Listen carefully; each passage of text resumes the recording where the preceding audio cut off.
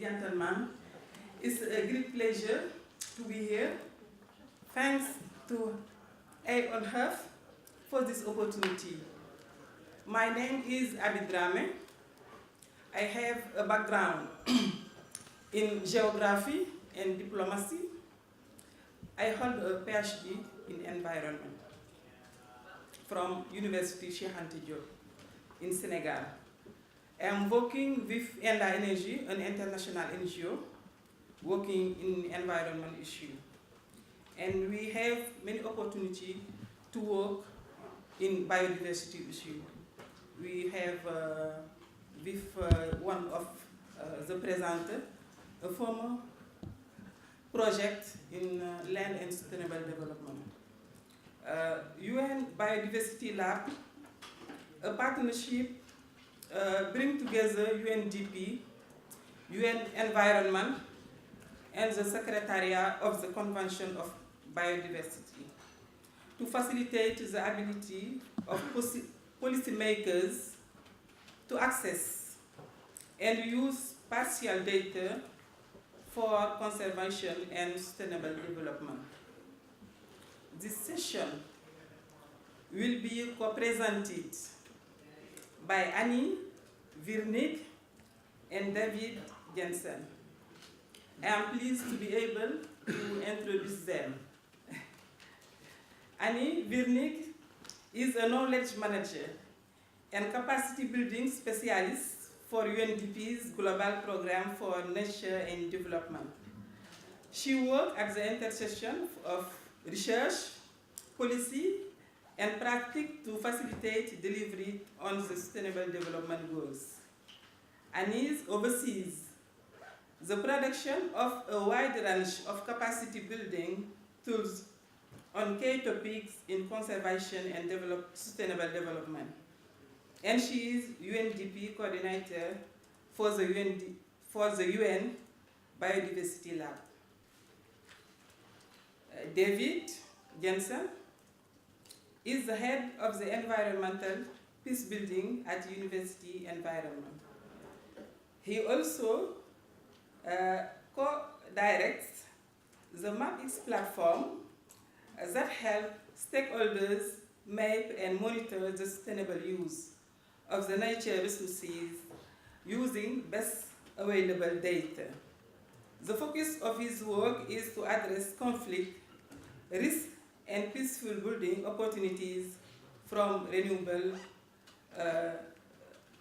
and non-renewable natural resources. Please, the floor is yours. We can start with David. Thank you. Thank you very much, everyone. It's early in the morning, so I thought we would start with a bit of an over-the-top video just to show you, just to introduce you what the UN Biodiversity Lab is actually being powered by. So this is sort of the technical back end of the lab, just to give you a sense. And this video is produced by yours truly on my laptop. You know, it's basically sort of a very quick and dirty video just to give you a sense of what MapX is all about. So if you just let me... Right now, before our very eyes, there is a revolution taking place. This revolution could be larger than any that have come before it.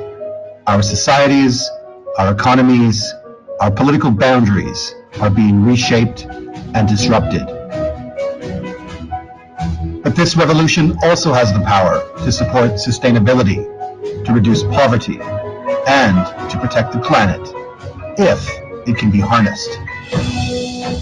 MapX is a new online mapping platform being designed by the United Nations to unleash the power of the spatial information that is now being collected on a daily basis. It will help humanity monitor the health of the planet, its people, and the state of our natural resources. MapX offers three main services. First, it provides an impartial platform for multiple parties to share and access a common catalog of the best available spatial data. This includes a data integrity framework to ensure data quality, as well as the ability to create a secure data sandbox for sensitive information. Second, it is a suite of online tools where spatial data can be analyzed, visualized, and monitored to help generate insights and prioritize investments. These include overlap analysis, heat mapping, scenarios, and time sliders. Finally, MapX offers a series of dynamic communication products and services that help breathe life into data to engage people and compel action. These include dashboards, story maps, social media links, and the ability to develop customized applications. MapX was born to fill a critical need faced by governments and citizens. A trusted cloud computing platform to make maps that can change the world. Like I said, a bit over the top. It felt right at the time, but it's a bit over the top, but that gives you a general sense on the platform. So I'm here with those two hats. I'm with UN Environment on the one hand, and I'm also co-directing the MapX platform on the other. And I have a combination of news today, some bad news and some good news. 2 points of bad news, 2 points of good news, and I'll start with the bad, unfortunately. Now, if you've been following this sequence of meetings on planetary data and on the governance of planetary data, you may have been in Tallinn at the Earth Innovation Forum, and you may have seen our chief scientist, Dr. Jean-Loup, make this statement, that the global environmental governance framework is simply not keeping pace with the rate of change that is driving environmental degradation and climate change, nor with technological innovations. And this is a huge acknowledgement that the framework itself is simply not working and needs to be changed and updated. And irrespective of the paper you look at, there's evidence all around that our global environmental governance framework is not keeping pace. Whether you look at the planetary boundaries work or this paper on the World Scientist Warning, all the indicators don't look good. And there are probably three main reasons why it's not keeping pace. First reason, too slow. Second, it's too fragmented. And the third, perhaps, is it's somewhat too regulatory in nature, and I'll explain each of these. So on too slow, at the moment, for most of the conventions, there's about a 4-year period to actually assess progress in implementation. On the fragmentation side, we saw yesterday a presentation on the implementation and the consistency in reporting. And if you average all the conventions, there's about a 50% reporting rate, a partial reporting rate. 20% of countries are reporting nothing. And importantly, if you look at all the key environmental conventions, around 80% do not actually require any kind of spatial information in the reporting. 20% do, 80% don't. And then on the two regulatory, basically a regulatory approach takes about 10 to 15 years to implement. And importantly, I think in most of the conventions, there's a missing actor. There's two missing actors. Private sector is missing and citizens are somewhat missing from the actual approach. So it's a government-only approach, and that's just no longer really working. And you probably saw the latest IPCC report. We have about 12 years remaining to correct course.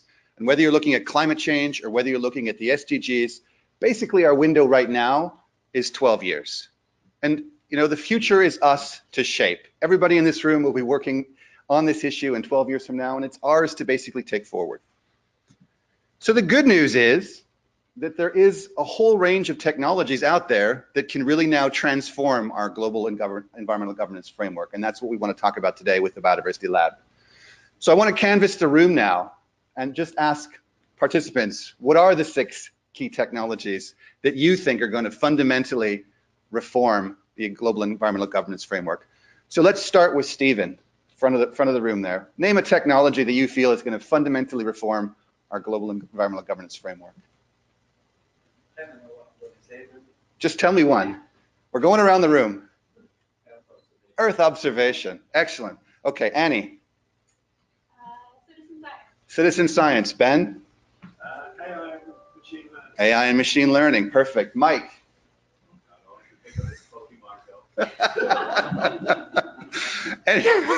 Anybody else want to name a technology that is going to fundamentally transform our global environmental governance framework?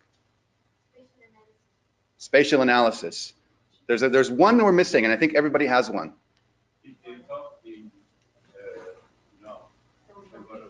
Social media, blockchain, somebody, we all have one in this room, I guarantee you. Mobile phones, exactly. Fake news. Absolutely. So in our view, this combination, and that's the important thing, it's the combination of these technologies. So you've got big data, planetary data, cloud computing, artificial intelligence, mobile phone technology, citizen science, and I believe actually this whole open source data, open source software movement is also a critical part of this chain. This is going to fundamentally transform our global environmental governance framework. And ultimately, those technologies, I believe, will help us develop public-private people partnerships and help scale those partnerships, fundamentally increase transparency around global environmental monitoring and action, and really also help identify the trade-offs and synergies among the various multilateral environmental agreements and the SDGs to really help optimize the investments that need to be made. So now we have more good news, and you probably already know the answer to this question. And if anybody can think of a good joke to this answer, please do let me know after the session. But what do you get by combining the idea of Google Earth and Dropbox together with two core values, the values of the UN in terms of impartiality and an open source, the whole open source initiative? What comes out of that combination? And the answer to that is this platform we're building at the moment, MapX, which is a global public good platform, which I'll just go through briefly, and then I'll hand over to Annie. So at MapX, we have two core missions. As was mentioned in the video, we're trying to help people map and monitor the Earth's natural resources and environmental change over time, using the best available planetary data, the best available frontier technologies, and open source software. And second, to really contribute to the development of a global open digital ecosystem for planetary data. So that's what we're all about. We're offering three value propositions, so to speak. So we're really a back-end platform to aggregate spatial information and provide the infrastructure that can power custom front-end platforms. So we're sitting in the back, managing the data, aggregating data, and then pushing that into front ends, which can be used in applications, dashboards, story maps, etc. We're offering a neutral platform, so the impartiality of the United Nations and a process to vet information that flows through the platform. So this trusted data broker role. And then full end-to-end control over user privacy. So we don't do any tracking, no analytics on who's using the platform, no reselling of the data. And we offer a private and secure cloud-based workspace. So as I said, it's a back-end platform that powers front-end applications. And the idea there is we aggregate the data once, vet it once, and then it's used and can flow into multiple front ends. And obviously all the partners then share the cost of development and operations. I'll give you just a very quick story map using the MapX platform so you can see how the data then can be communicated to decision makers and the public. We'll see if I can get this working.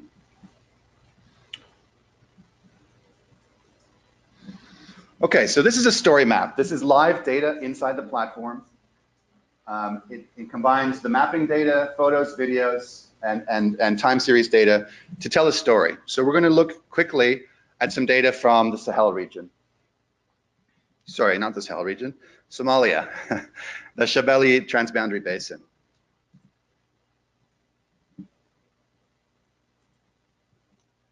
Sorry.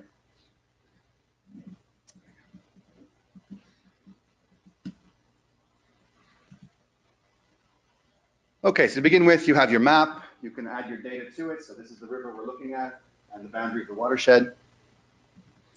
This is pulling data in real time, and it's now pulling data in from USGS in terms of precipitation data. So you can begin to look at your area of interest together with a certain data set. You can then pull out some of the water data that our colleague Jillian talked about yesterday with Google Earth. So you can begin to pull water data from another platform and begin to display it. You can zoom around and then start looking at, for example, flooding data from another source of information. Where is the flooding going on? and begin to tell a story around what's happening. And then to look at some of the other phenomenon like displacement. Now, at any point in time, you can open up a story map. You could, for example, look at overlaps between the data sets. So where is displacement happening in our area of interest? You can potentially zoom into a data point. You can click on a data point and interrogate what it actually holds, for example, etc. So these are live story maps where all the data is real, in real time accessible. And basically begin to layer over other sources of data to really understand the context and to tell the story. So I'm not going to go through the story in detail other than just to flick through it to show how we can pull in and stream multiple data sets into the platform to begin to then to really highlight what's going on in this particular area. And the data sets we can pull in obviously can be, for example, this is looking at a conflict data set, the ACLA data set, in terms of conflict mapping, and begin to see again where are conflicts taking place within our area of interest, and begin to look at the different interactions between the data.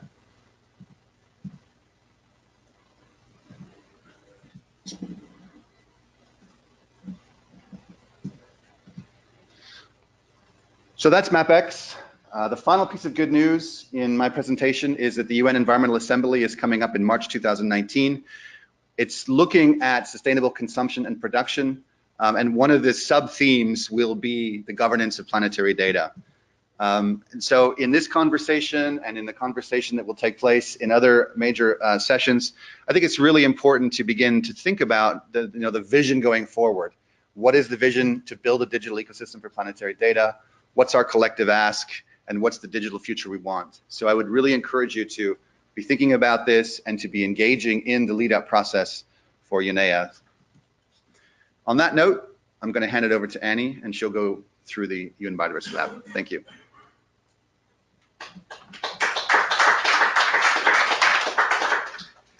All right, great. Thanks so much to David for that introduction. And so basically, David provided us with an outline of both the power of planetary data and spatial data to meet conservation and development goals, as well as a lot of the challenges that we're facing. So we see this immense possibility to be able to use and apply this, but we have to get it through to policymakers and practitioners working on the ground. However, despite all this good news, at UNDP and UN Environment, we found that the ability of policymakers to actually access and use this type of data is really highly variable. So between UN Environment and UNDP, we support about 140 countries in their commitments to the Convention on Biological Diversity. So last year, we were interested to see how many of these countries were actually using spatial data in their planning and in their reporting. And what we found was really startling to all of us. So let me tell you a little story about the data on this slide.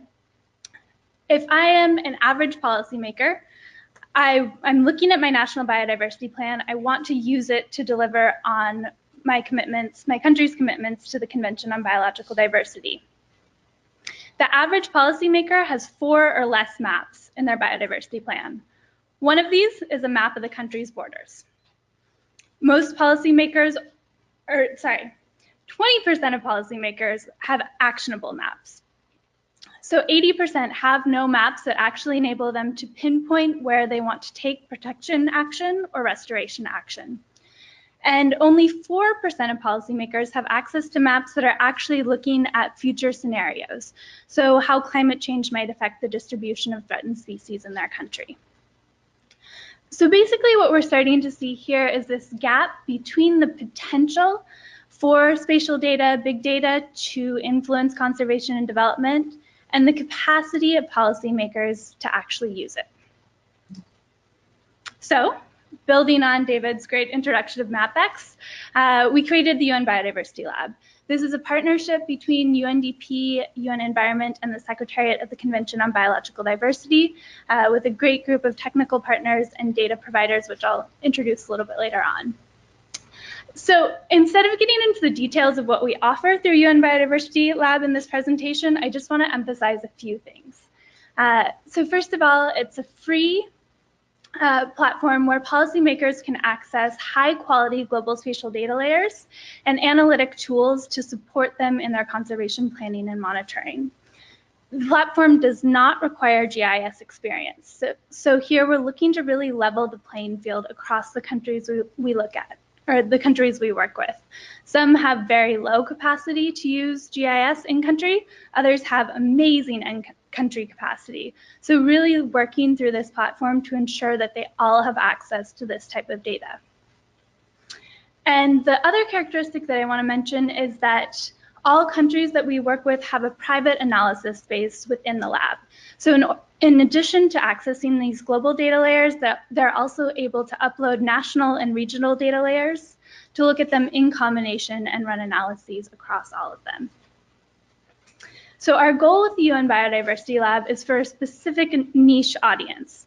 We're working this year to support 140 policymakers to deliver their 6 national reports to the Convention on Biological Diversity. And our goal is that they double the number of maps from their previous national report to the number that's submitted this year.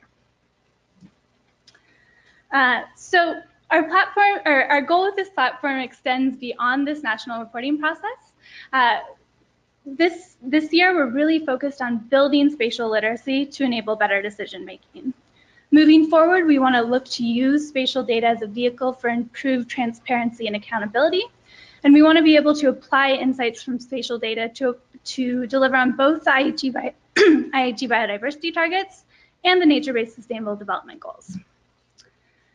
So as I mentioned before, we have an amazing partnership that we're working to develop. We rely on our technical partners, which are MapX, Grid Geneva, NASA, and UN Environment WCMC, as well as a realm of data providers that's continually expanding.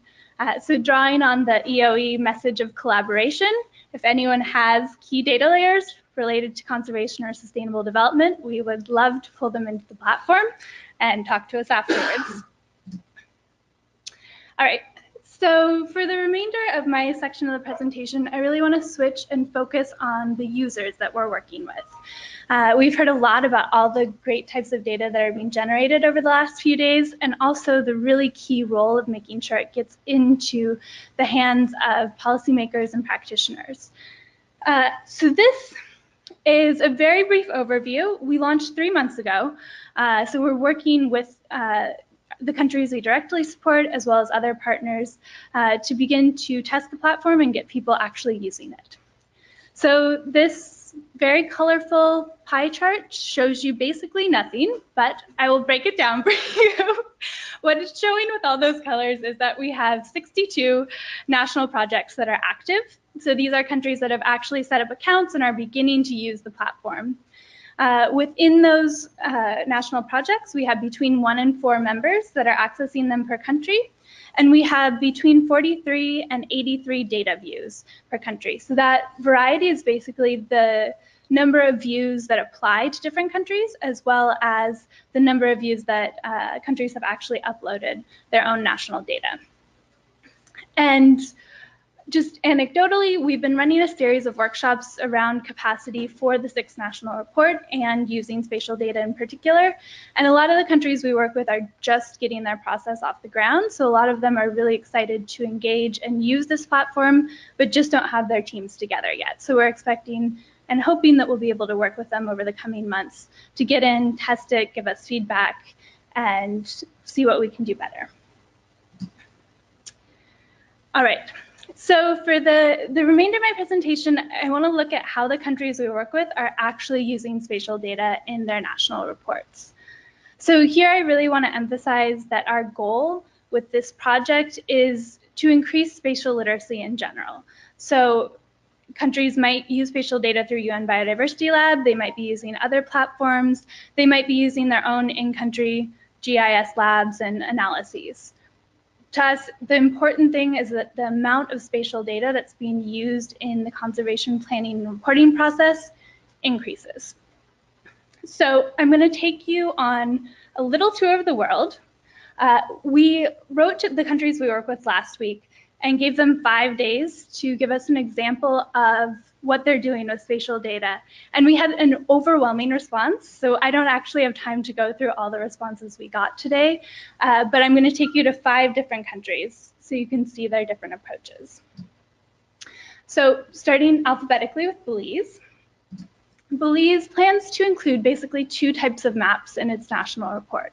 First of all, it's looking at changes in the natural landscape due to the government's policies to conserve biodiversity and protect key ecosystems. It's also including maps that look at current pressures and threats to biodiversity, whether through agricultural expansion, through destruction of mangrove ecosystems, or transboundary incursions. So basically, it's trying to set a baseline of the things that are working and the things that are threats to biodiversity in the country. So they plan to include 25 different maps, which I won't run through all of the examples on the slide, but I just want to highlight that these span from status of biodiversity, various sustainable management programs, areas that are degraded and need restoration, areas that are under threat, as well as restoration processes that have taken place in the country. So really spanning the gamut of what's there, what's working, what's not working, in order to move forward. All right, so moving slightly away to Haiti, this also is a really interesting case for us. So Haiti is a rich biodiversity hotspot, but its biodiversity is still really threatened despite government action to establish protected areas and to raise public awareness. So our partners who are working on this in country have encountered a variety of obstacles, both with implementing conservation programs and developing their national report. So, for example, Haiti doesn't have a post-2020 biodiversity plan, which is usually the benchmark against which these national reports are created. So the team is trying to use the national report process as a way to really galvanize action towards biodiversity in the country. And the first key way to do that is by establishing a solid baseline. So they're intending to include the 5 different types of maps that you can see on the slide in their national report. And they have very little spatial data capacity in country. So they're drawing from UN Biodiversity Lab on a variety of different issues, including change in forest cover, which you can see here, which is streamed in through Global Forest Watch, through WRI and the Matt Hansen Lab on UN Biodiversity Lab. All right, one last example from the Americas, and then I promise I'll take us somewhere else. So Mexico is a really interesting case. They have created an entire spatial database just for their national reporting. So they're intending to address 8 different Aichi biodiversity targets, showing how they're delivering on them through spatial data. So they're including 3 different types of maps: maps on the status of biodiversity, threats and pressures, and then they're also wrapping in maps on socioeconomic factors relevant to biodiversity. So for example, for Aichi Biodiversity Target 14, which looks at ecosystem services, they're running an analysis looking at the correlation between the Human Development Index and degraded areas in the country to see how that lack of solid ecosystem services is affecting their communities. And they're running a lot of other cool analyses as well. All right. So away from the Americas, a couple examples from Papua New Guinea. So in Papua New Guinea, the team is really focusing on maps related to extraction of natural resources. So here you can see a map that's through the REDD+ and Forest Monitoring web portal, which helps the government to track logging. So basically what we're looking at here is the green areas show logging concessions, logging tracts, and then the red areas show forest loss.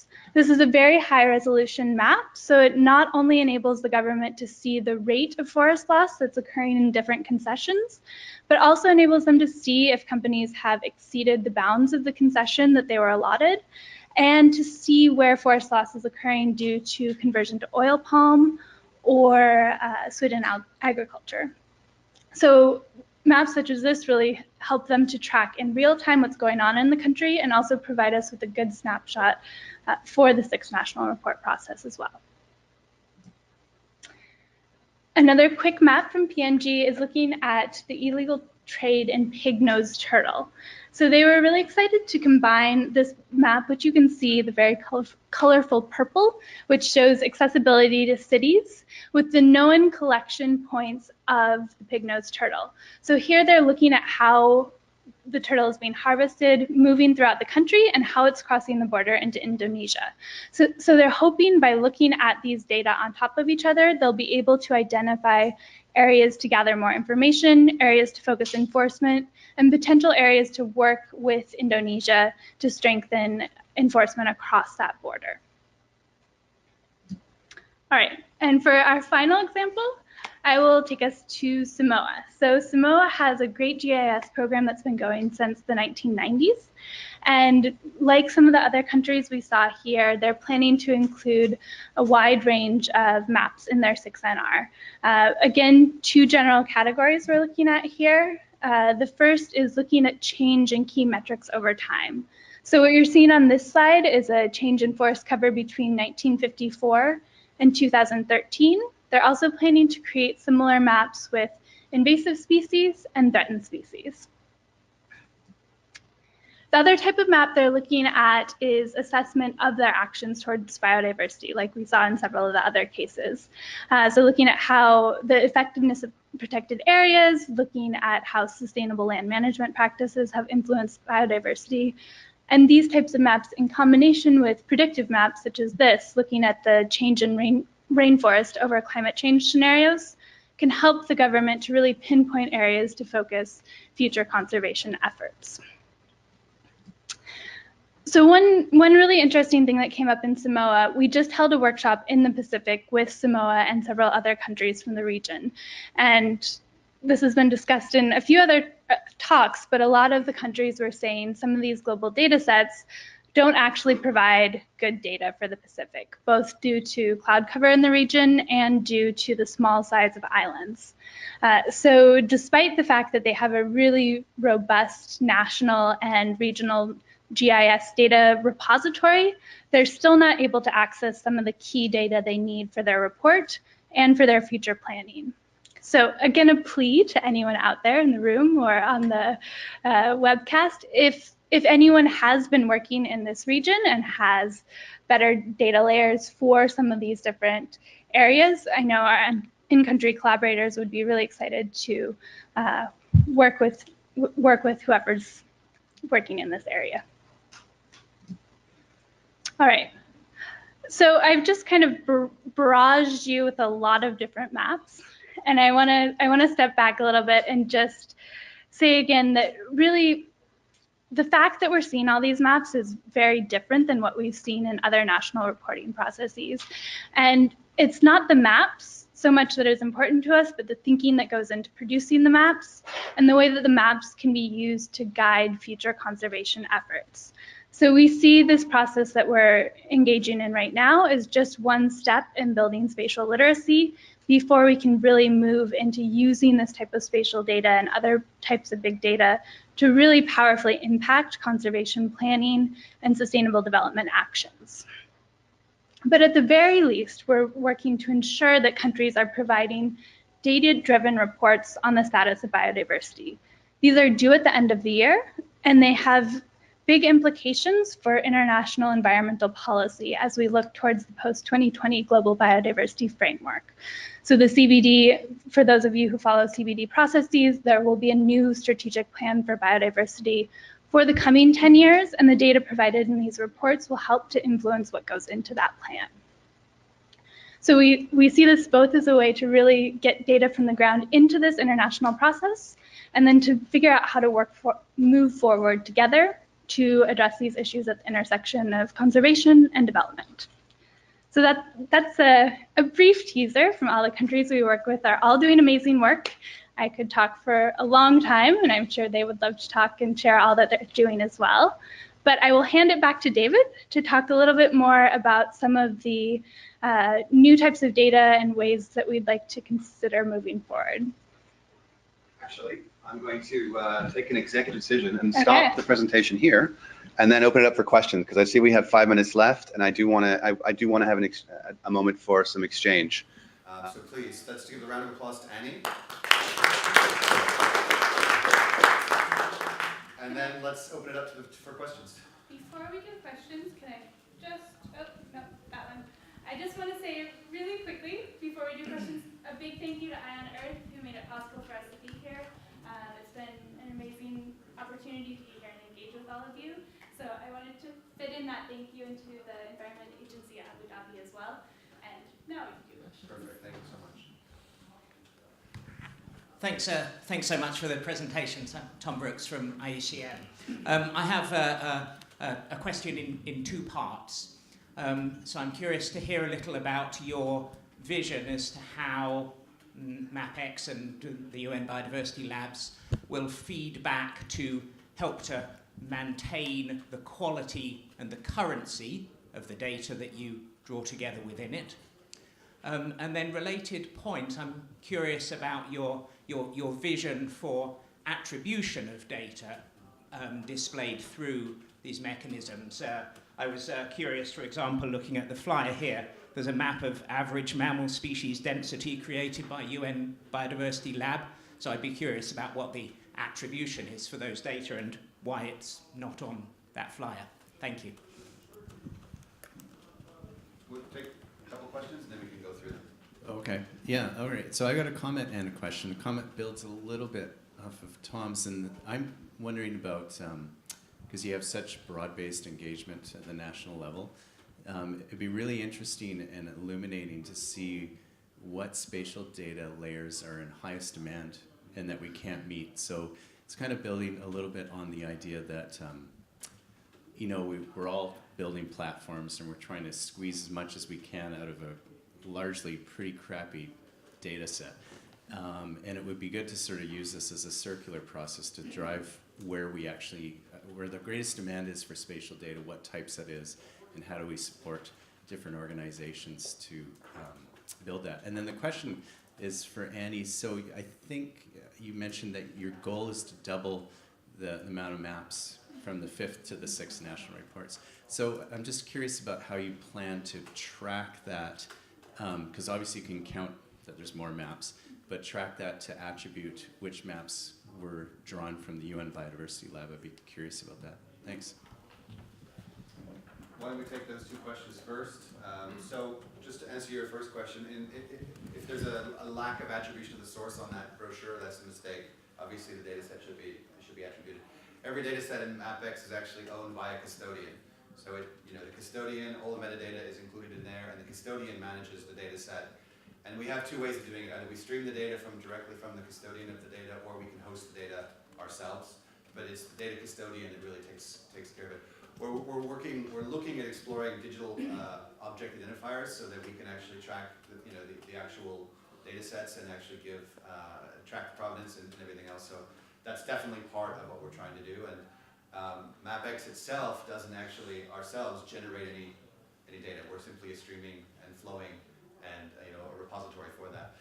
The hope is that some of the data that's coming into MapX from the countries. So countries have a choice. If they upload data into their workspace, they can also choose to publish some of that into the platform. So it's private until they potentially publish it, and then it needs to go through a vetting process. So hopefully it'll also be a way of capturing national data and pushing it back out into the global community. Do you want to answer Mike's question? Yeah. So in terms of 5th national reports to 6th national reports, we've tallied all the reports in the 5th national report, the number of maps in the 5th national reports. So we have a tracking matrix, and we'll do that again with the 6th national reports. Our overall goal here is just to ensure that more spatial data, more spatial literacy gets into the 6th national report. So we can tag which ones are created in the UN Biodiversity Lab, but ultimately that's not our overall goal. It's really to see that this understanding of how to use spatial data is present in the 6 national reports. Not necessarily, but it's through our platform. We can get a sense in terms of how many users are working in a workspace and which layers are being accessed, so we can get a sense for it. But as you say, knowing if that actually led to the map in the final report is only something we can do through conversations with the actual users. Other questions before we finish? I think the one question that IUCN raised was the future vision for MapX, and this is something that really needs to come from you. In a sense, if this is an open source platform, what makes more sense? Does it make more sense to maintain a single open source stack that everybody can use, or does it make sense to potentially fork the stack and have people adopt the MapX stack and then develop it in multiple directions? We need advice on this, and this is something I'm hoping to discuss with Geo and with other colleagues, exactly that. And this is a strategy question, and I don't have an answer. Thank you. Peter Fippinger with the Environment Agency, Abu Dhabi. Maybe I'll try to draw a string between some of the questions we just heard in our discussion yesterday on data versus indicators. So sort of operations and decision support versus reporting requirements. So I like that this platform really potentially speeds up reporting. I think that's very helpful for the global community and for those who are responsible for national reporting. I think that one of the things you might need to think about is that there's different stakeholder groups that you're talking about. So when it comes to CVD, NBSAPs, and national reports are facilitated through the focal point, the national focal point. And usually that's a single person sitting in a ministry, right? So the person producing that report is also usually collecting data from a variety of agencies. And so that still sort of isolates this reporting bit, right? So if that's your stakeholder group and that's who you're talking to, you might not actually understand the needs and the requirements of operational agencies. So I think it's very encouraging to see that you've got a number of countries using it as an analytical tool. I think that's super positive. But I think that you need to think about how you kind of separate. If your channel for your strategy for moving this forward is through development of national reports and MBSAPs, you're missing the stakeholder group who might benefit the most from it and those who can actually impact conservation. Totally agree. Let me just answer one. Yeah. All right, one point, just quickly. This is, every platform has to focus on a very specific solution or problem solution, right? So this platform, the Biodiversity Lab, is focusing only on 5 of the ACHI biodiversity targets, the ones that have a spatial component in them. So we were really trying to narrow it down just to those 5 targets and to offering global data sets to help countries in their 6th national report with those 5 targets only. So that was it. That was the starting point. We had to start somewhere, we had to build it, and then it's basically about understanding the needs and iterating going forward. So I totally agree that we're missing part of the theory of change, so to speak.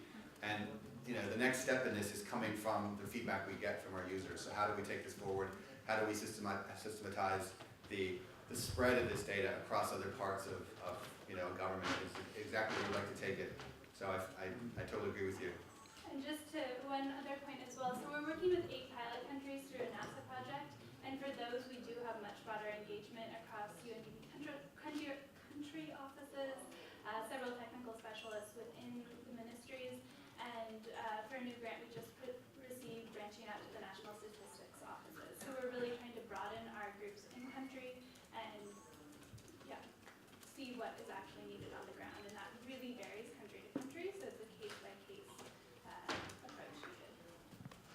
Okay, well thank you very much everybody for coming out very bright and early this morning. We really appreciate the feedback, and if you have further questions, we're here the rest of the day.